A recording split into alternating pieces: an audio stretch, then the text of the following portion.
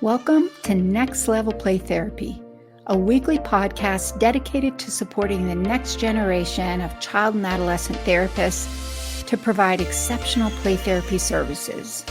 We'll explore all things play therapy to elevate your work with children and adolescents using the therapeutic powers of play. I'll discuss practical tips and ideas so you can provide a transformative experience for your young clients and make a real difference in their lives. So get ready to take your play therapy skills to the next level and make a lasting impact in the lives of children, adolescents, and families. Hey there, welcome to this week's episode of Next Level Play Therapy. And for those of you who are joining me live, welcome on this weekly live stream. If you're watching on the replay of the video live stream, welcome. And for those of you listening on the podcast, welcome. Today is February 14th. Valentine's Day. So I thought it would be fun to focus today's episode on Valentine's Day themes. And typically we think of Valentine's Day as celebration of romantic love, which if you're working with children, this is important within a family systems context. And what I mean by that is parents need to have a strong marital relationship if they're together, or a couples relationship if they're together. It's a little different. That's not necessarily the case. But if they're remarried with their other partners after a divorce or separation, it's important for those parents to have strong couples relationship, because that's really the foundation of the family system. And that means parents are able to work together, that they're able to navigate through and resolve any conflict or differences of opinion without significant distress and overload to the family system. Today's episode, though, I want to focus on family systems as it relates to parent and child, or parent and children. And the focus here really is about secure attachment, love, and connection. So I've always thought of Valentine's Day also for, connecting with my partner. Also, though, connecting as a family and building secure relationships within our nuclear family system. And so I thought it would be fun to share some ideas to facilitate that. Before I dive into the activities, I really wanted to create a foundation first. And what I mean by create that foundation first is to think about some foundational concepts that are important when you're providing play therapy. And so I want to run through those first, which are basically case conceptualization and treatment planning and how those are connected, and the therapeutic powers of play, which are what set play therapy apart from simply pulling out games and toys. Last week, we had a full week of celebrating International Play Therapy Week. So there was a lot of talk about play therapy and what is play therapy. And last week in my last week's episode, I talked about the foundations of play therapy and what sets play therapy apart. This week, I wanted to follow up with that a little bit in terms of making sure there's a strong foundation when you're using your activities that's grounded in a theoretical model, and that's how you access the therapeutic powers of play. Those are important. It's also important to really understand case conceptualization, how that relates to your play therapy model, and then how you use that for treatment planning. Because when you're thinking about activities, you really want to have that strong foundation of what is your case conceptualization and how has that influenced your treatment planning? And the treatment planning is essentially, what are you doing to help your client resolve whatever problem they're experiencing for coming in? If you're interested in these, I've done some previous episodes, so you may want to go back and check out my YouTube channel on the live page, because you'll find all my live stream replays, all the video replays, which if you're listening on the podcast, you may want to do that because I'm going to show you some things. So you may want to pop over to my YouTube channel on the live stream tab and watch the live stream so you can see what I'm talking about. I'll try to explain as much as possible, so on the audio, you'll be able to get a sense as well. And making sure, when we go to activities, making sure that you have a really strong foundation. If you really want to take a deep dive into the how to do that case conceptualization in play therapy and use that for your treatment planning, also creating treatment plans with goals and objectives that'll meet any agency and insurance requirements, most of them. And stay tuned for the end, because I am going to talk a little bit more about some online courses. They're self-paced. So those are really go walk you step by step. So if you're interested in those, definitely stay through the end, and I'll talk a little bit more about those.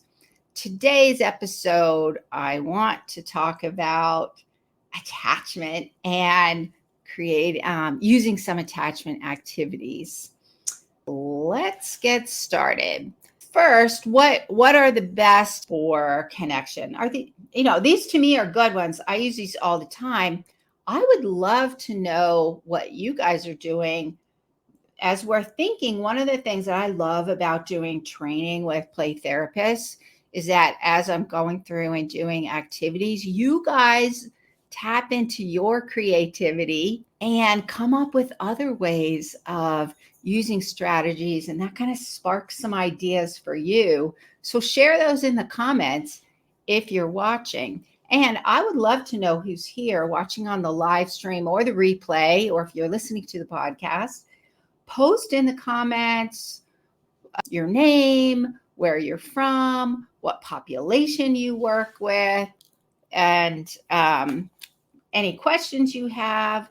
Feel free to ask questions. I'm happy to answer those. The only thing that I would ask is not to ask specific client questions, because this isn't really a privacy and confidential platform, since it's out on the World Wide Web, accessible to anyone. So I would just ask that you keep your questions to more general questions. Some ideas. So let's get started. First thing I want to talk about really is it's really important to identify the purpose of the activities that you're going to use. So I'll talk a little bit when I show you some activities that I use. I'll talk a little bit about, the purpose. And this is what connects your activities to what is your case conceptualization that aligns with your play therapy model and your treatment planning. So what is the focus of treatment? What are you working on? And then when you're choosing specific activities, you're making sure those align. Now, over the course of treatment, you may revise your conceptualization a little bit as you're getting more information. You may revise your treatment plan as your clients are getting better, and or your other things come up and you want to make sure to address those. Both of these are actually dynamic processes. Sometimes they change a lot. Sometimes they don't change very much. To me, it's important to have that lens from the beginning, because it really grounds your treatment. It grounds what you're doing. It keeps you from feeling like nothing's working and you're throwing spaghetti against the wall and hoping something sticks with your interventions. You feel lost and overwhelmed. It's a horrible feeling. Been there, done that. years ago, and I kind of figured it out. But even when I get lost now, then I go back to my case conceptualization. I look at my treatment plan and I get myself reoriented. It really is nice to have that structure. I'm a firm believer that a good helps you navigate the process. We don't want it to be too rigid, but we don't want it to just be, whatever, we'll just kind of do whatever. Although sometimes from session to session, you're kind of thinking, I don't know what I'm going to do. You at least have the framework to go back to. There are times when from week to week, I'm like, what am I going to do this week? And then I go back to what the problem is I'm working on. I'm going to go look up some activities. If I'm using more of a prescriptive play therapy approach, then I will think about what we need to accomplish, and I'll go that way. And it's grounded in my case conceptualization and my treatment planning. So it's a dynamic process. The thing is, your case conceptualization and your treatment planning are going to be influenced and align with your play therapy theoretical model. So for example, I would say my mode, the play therapy model that I use when I'm working with young children, like 8 and under, is child-centered play therapy. When I'm using child-centered play therapy, I am not thinking of activities because it's child-led and it's not directive. So the activities that I'm going to share today would not be activities that you would use if you're using child-centered play therapy. They might be activities that you would use if you're using prescriptive play therapy and you're working on family connection, you're working on secure attachment because you're doing some parent-child sessions, or maybe my favorite, you're doing family play therapy sessions. And I'll give you some ideas for that today. Or maybe you're using your theoretical model is Adlerian play therapy. These activities can be used for Adlerian play therapy, and the way that you would use them would be within that Adlerian play therapy model. So you want to make sure that you are thinking first and foremost about your theoretical model that you're using, your case conceptualization, and your treatment planning that grounds these activities. The second thing, let me check in. I realize you have some comments here. I just wanted to check in, see who's watching. Hello. So we have Nicole. Hey, Nicole, back again from Colorado. Work with 4 years to 17 years. So Nicole is in my Facebook group. Welcome back. You were here last week, which is pretty cool. Yeah, and these activities, depending on what theoretical model you're using, because you work with 4-year-olds, know what your theory model is. If I'm working with any children 8 and under, I'm definitely going to be using child-centered play therapy. If you're using a different theoretical model, some of these activities might fit. For the older kids, definitely these would be some activities you can use with your clients. So here's the thing. The other thing that I like to think about is that, because this is what sets play therapy apart from other theoretical models. It's what sets play therapy apart from simply pulling out games and toys and art supplies and because typically when that's the case, you're still kind of using more of an adult theoretical model orientation, because usually the focus is, how do I get my clients to talk? A play therapist is not going to look at things that way, because as a play therapist, we know if we can get our clients to access these magical components, then this is what's going to help them work through their challenges and whatever they're experiencing. And if you're a play therapist, I'm going to guess you know what I'm talking about. Or if you've been watching any of my previous live stream episodes or listening to some of my previous podcasts, you probably can guess what these little magical components are that set play therapy apart from simply pulling out games and toys. And those are, drumroll please, the therapeutic powers of play. So the therapeutic powers of play, I went over this a little more in depth in the episode. I've gone over them in other episodes as well. If you really want to deep dive in these, you can read the second edition of the Therapeutic Powers of Play, edited by Charles Schaefer and Athena Drews. Charles Schaefer wrote the first edition, and that was released back in 1993, and then they did an update in 2014. So it really spells out what those are. And if you're a play therapist, or you're getting grounded in play therapy, or you're interested, I would definitely, this would be one of those books that I would say is a must-have for your play therapy library or your mental health library. If you're like me, you probably have stacks of books lying around all over your house of books that you're reading. That would be me. I have like stacks of books in my office over here. I have stacks of books at my office at work. I have stacks of books next to my bed. I was reading one of those last night. I have stacks of books everywhere, including research articles. Those I include in my stacks. And the Therapeutic Powers of Play would definitely be a book that you would want to invest in and have in your library. The therapeutic powers of play are how your clients access healing using play therapy. Your theoretical model is going to dictate how your clients access those therapeutic powers of play. So that's why it's really important to be grounded in your theoretical model, because that's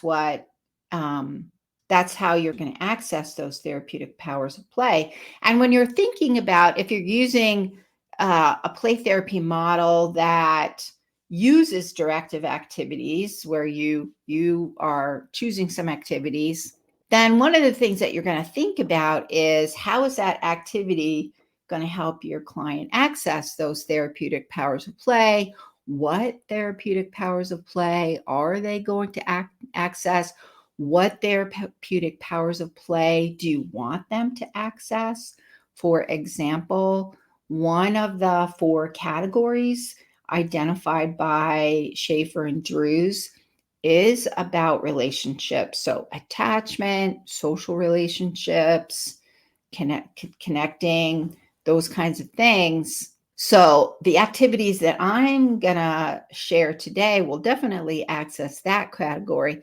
They will most likely access quite a few other therapeutic powers of play, especially how you're going to use them. So understanding it's not just about pulling out art supplies and activities and games. It's about how the activities we're going to talk about today help your client access those therapeutic powers of play. And it's going to be focused on and aligning with whatever play therapy model that you're using. So that kind of, to me, kind of the foundation for the activities. And I know you've been waiting for those activities. I do like to do that grounding first whenever I do trainings, just to make sure it, to kind of help you and support you in your play therapy work, and supporting the ability to get more impact, have positive outcomes for your clients, and not feel like you're throwing spaghetti against the wall and hoping something sticks with your activities. All right, so I'm going to share 3 activities today. One of those activities is, so I love repurposing. I think, why throw things away? You can reuse them. And it's Valentine's Day, so the likelihood somebody's getting a heart-shaped box of candy, a heart-shaped box of chocolates is very high. And back in the day when I had a group practice and I did a lot more hands-on play therapy and I supervised people in my group practice. We had a lot of people in there. So I would put up signs in the office and I would ask all the play therapists to ask their clients, because I put up signs because most people throw those boxes away, those heart-shaped candy boxes, when they're done with their candy, and I would like them. So I would put up signs for people to donate their heart-shaped candy boxes to me. You can also go to the dollar store and get some heart-shaped boxes for crafts and things. So that's another option.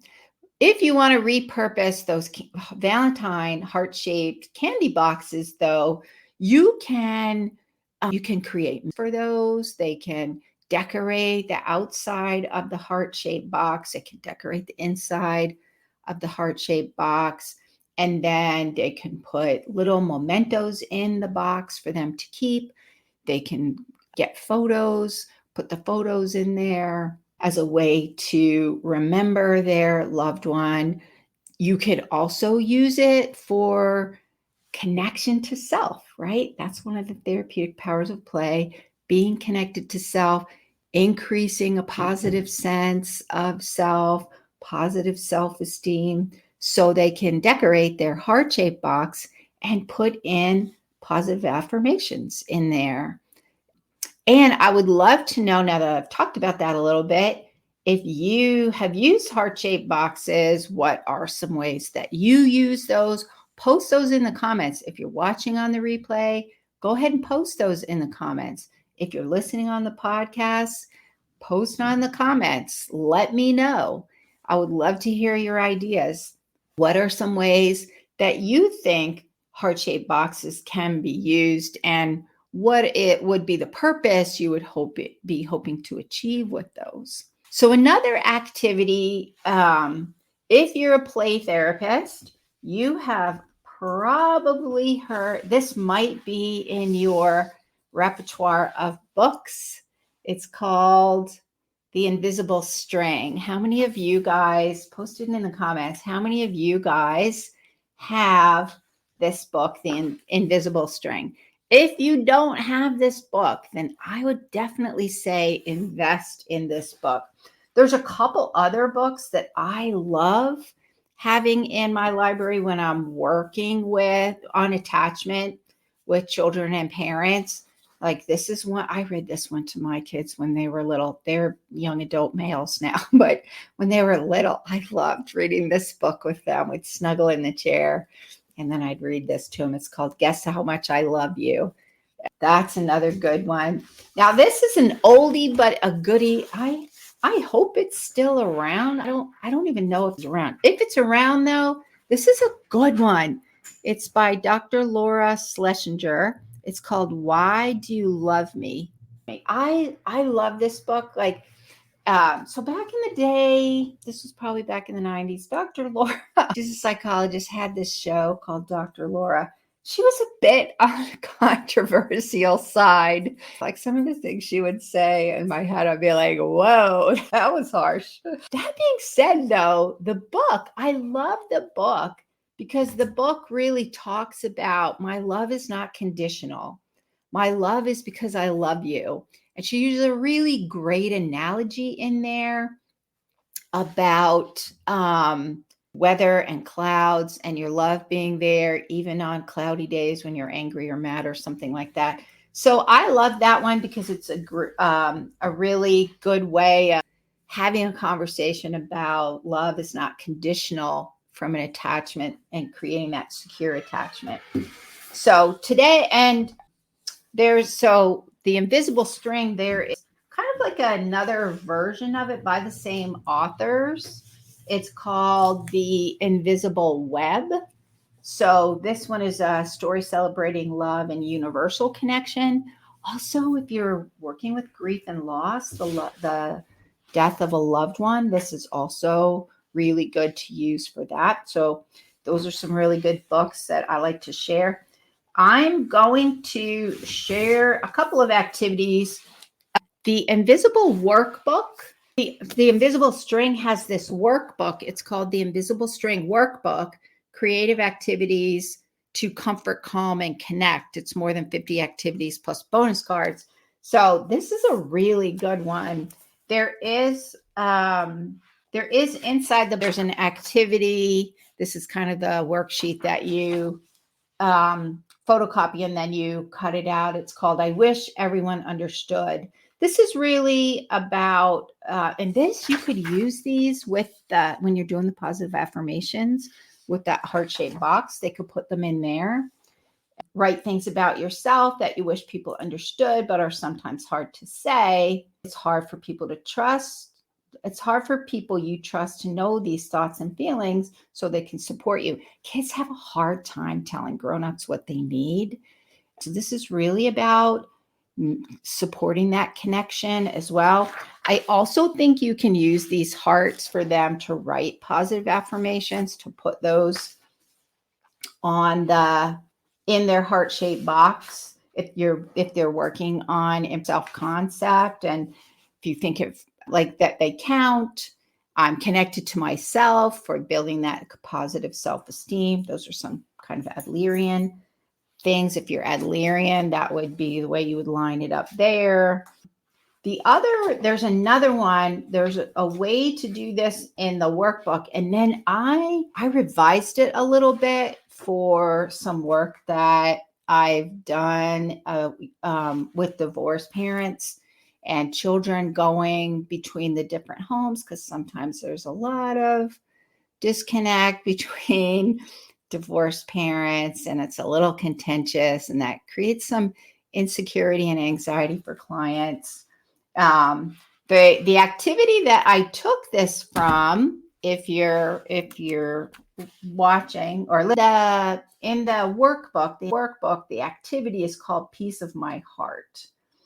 I revised it a little bit. One of the things that you can do is they give you some templates in here, and then you can put them on cardstock. So you could do a little one. I did this one. Actually, I went into Microsoft Office Word, and they have the shapes in there. I created this heart-shaped template, and using the Microsoft document, the shapes for the heart, just made it bigger, put it on a Word document, made it really big. So I got that template, and then I printed it out on cardstock. So it's a little sturdier. So one of the things that I did, I took that activity. You can use that smaller shape, or if I took poster board and made this giant heart. There's two of them. So I took a big piece of white poster board and drew an outline of a big giant heart. And then I used that to make the outline for the second one. So I have two of the same size hearts. So one of the things you can do if you have divorced parents and kids struggle going back and forth between the different homes, or maybe there's some tension, or, kids miss the other parent when they're at the other parent's house sometimes, and that creates some anxiety for them. If it's a really long period of time, especially for young kids, it can be a little hard for them not to be around the other parent. So one of the activities, there's two, so these big poster boards. One of the things, and I do this, you can do this as parent-child. If it's parent-child, parent and the child, I would use the smaller cardstock heart. If it's a family therapy session, and that's the one I'm going to share this idea. But before I do that, I have to do a little disclaimer. My dogs have entered the room. So my husband's gone off to work, and we let the dogs into my office here, because otherwise they will scratch like maniacs. on the door to be let in. Well, what happens is when I let them in, or when he lets them in, you probably heard the door creaking a little bit. But then Lily, my little dog, you're in my Facebook group, you've seen pictures of Lily's because I post pictures in there after she gets groomed because she looks so cute. So Lily is under my feet at my desk. You may hear some snoring. She is a very loud snorer, but you may hear some snoring. So the other thing is I have my other dog in here, Luna, and she's just heard me say her name. So she's going to perk up a little bit. Luna likes to dig in the carpet around the room. She was just doing some digging. So there's a good likelihood you heard some digging. You might hear some moaning. Luna likes to dig and moan and roll around in the carpet. So don't be surprised that I'm not doing anything weird in the background. It's just my furry kids enjoying time with mom while I'm doing this weekly episode. So just an FYI, if you hear any strange sounds, that's what it is. Okay, so back to the activity. For the activity, here's the reason there's two. One of the heart shapes you're going to up, and then the other one is for gluing them on there, kind of like a puzzle. But you don't have to glue them on there. It really just depends on what you're doing. And there's so many options for creativity with this activity. So let's say you're doing a family play therapy session. And the kids are about to go, they're with one parent, and they're about to go and spend some time at the other parent's house. And for one of the kids, which is probably your client, there might be some anxiety or they might have some challenges. So this activity is to also reduce anxiety because it's a way to help use that attachment relationship and understand that we're connected even when we're apart, which is the amazing thing about that book and the invisible string. And so just to kind of help them take a piece of my heart as the parent, and kids can leave a piece of their heart with their parents. So you can have, if you're going to use both templates, you can have one of these big heart shapes. Let's say there are 3 kids, then you can cut up the big heart shape in like puzzle shapes into 3 pieces. Each child gets a piece of the heart. And then the activity is that you're going to read the book as a family. I usually have the parent read the book to the kids. And so parent reads the book to the kids, probably have a little conversation about, the concepts that are in the book and about connection. And even though they're separated from parent, but they're still connected in their hearts. And they're always together. Parent always loves their kids, even when they're visiting with their other parent. Their other parent loves them. And then each child will up their puzzle piece, and that stays with the parent. Parent, if there's 3 kids, parent's big heart gets cut into 3 puzzle shapes, and then parent draws a picture or writes something like a note to each specific child.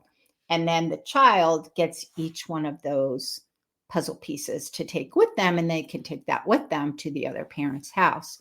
So that's the activity. That's the purpose of the activity. Then they do the activity, and then afterwards, then you have them each talk about their puzzle piece, and they give it to their parent. Parent talks about their puzzle piece and gives it to each child. And then that way they all have a piece of their heart. So that's one activity. I took that from a piece of my heart activity in the workbook. You can look at that one. I highly recommend the workbook. It's got some really great activities. And the last activity that I wanted to share, just some fun things to create connection through play. And these are some tried and true. These are some of the staples that I use for a variety of things that I'm working on, which is usually creating attachment and strengthening a secure attachment with parent and child. So parent and child play balloon volleyball or catch the bubble or pop the bubble. Those are always fun. These are good for young kids as well. So that is it for today. And let me just do a quick recap. First of all, you really want to identify and think about your treatment planning that's a result of your case conceptualization of the problem. And this is going to align with your theoretical play therapy model, which is going to influence the purpose of the activities you're planning for the session if you're using a play therapy session in which you are directing some of the session. Secondly, you're going to think about the activities that you use in the session. These are going to access some or a lot of the therapeutic powers of play, and your play therapy theoretical model will dictate how your clients access those therapeutic powers of play via the activities that you're choosing. And then finally, I went over and shared 3 activities with you for connection: repurposing Valentine boxes, using some books, and how much do I love you? Why do you love me? The Invisible String are some good ones. You probably have some other books that you love using.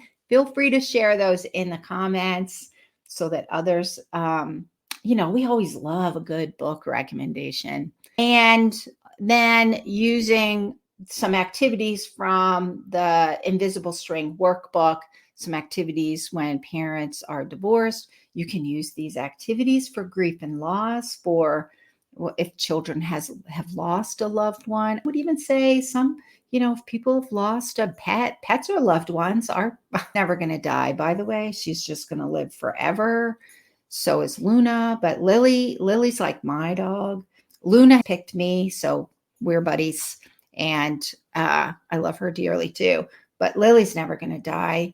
So probably I get teary thinking about it just now, to be honest, because she's old. She's getting up there. And I feel like crying right now thinking about it. So, we love our pets. These are activities you can use for grief and loss as well. So that is it for today. If you are interested, and I would highly recommend developing, if you've looked at my episodes in the past, you probably know I talk about case conceptualization a lot. I talk about treatment planning, and these are really important skills. And so in the case conceptualization course, I go into a deep dive. What exactly is it? And questions to ask in the assessment, why you need to ask them, things to think about certain symptoms, and then taking all of that information that you've gathered, and then how do you walk through that process to create your case conceptualization. And I use examples from 4 different play therapy theoretical models of how that might look a little bit different depending on your play therapy theoretical model. And then some different kind of ethics things to think about, some tips to help make sure that you are creating that solid foundation of identifying what's going on and why is it happening. And then that influences your treatment planning. Treatment planning is essentially how are you going to help your client overcome and resolve the problem that you've identified. The outcome of your treatment planning is an actual treatment plan. One of the things I get asked all the time is, how do you write a good play therapy treatment plan? Like, for real, how do you put a plan that's actually going to be useful and not feel like a waste of time for playing with your clients? The key is your good case conceptualization and your theoretical model, and that's going to help you figure out what to put in your treatment plan and how to break that down and use language that'll satisfy most agencies and insurance companies if you bill insurance. And so in the Getting Grounded in Therapy treatment planning, I walk you step by step how to write a treatment plan and use a theoretical model. So there's examples of the 4 theoretical models that we discussed in the Getting Grounded in Play Therapy case conceptualization course. I kind of include that in the treatment planning and walk you through the treatment planning. So they're 2 different courses. They're self-paced, they're online. You can take them whenever it's convenient for you in your own time zone. I would highly recommend both of them. If you can only start with one, I'd start with the case conceptualization. And then get the treatment planning one. If you can get them both, there's a little bit of a discount for getting them both at the same time. So you'll know that through the process. When you go through the checkout process, it'll pop up and you can take advantage of the other course. So if you're interested in those courses or other courses that I have available, pop over to my website at rhplaytherapytraining.com on the courses page. So that's Renewing Hearts Play Therapy Training. And the website is rhplaytherapytraining.com. Click on the courses page. My awesome virtual assistant, Dom, is going to put some links in the comments. So you can click on those links in the comments. If you're watching me on Instagram, you can click on the links in my bio. And that's it for today. And we'll see you next week. Bye for now. Thank you for joining me on this episode of Next Level Play Therapy. I hope you found the discussion valuable and gain new insights and ideas to support your work helping children, adolescents, and families heal. If you enjoyed this episode, be sure to subscribe to the podcast and leave a review. Your feedback helps to improve and reach more people who can benefit from this information. Remember, play therapy is a powerful tool for healing and growth. Whether you're a new play therapist or experienced, I encourage you to continue your learning journey to unlock the potential of play in your own work and relationships. If you have any questions or topic suggestions for future episodes, I'd love to hear from you. Connect with me on social media and visit my website at Renewing Hearts Play Therapy Training to stay updated on upcoming episodes, trainings, and resources. Thank you once again for listening to Next Level Play Therapy. Until next time, keep playing, learning, and growing.